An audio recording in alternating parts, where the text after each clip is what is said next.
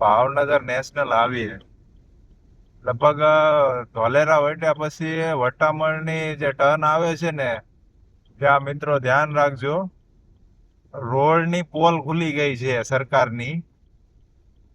ઘણા બધા ખાડા પડી ગયા છે. પહેલા જ વરસાદમાં છે ને પોલ ખુલી ગઈ છે સરકારની.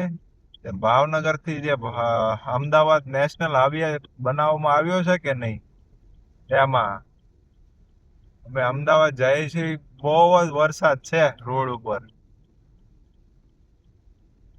એટલે જે વટામણ ચોકડી આવે છે કે નહીં, એટલે આપણે વટામણ બાજુ જે વળવાનું હોય છે ત્યાં લગભગ 5 થી 7 ખાડા એવા પડ્યા છે ને કે પાણી અંદર ભર્યું હોય એટલે ખબર જ ના પડે.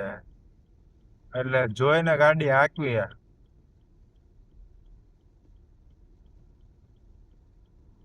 બાકી વરસાદ પૂરો થશે એટલે ખબર પડી જશે કે આ રોડના શું હાલ છે એમ. ખૂબ ખૂબ આભાર.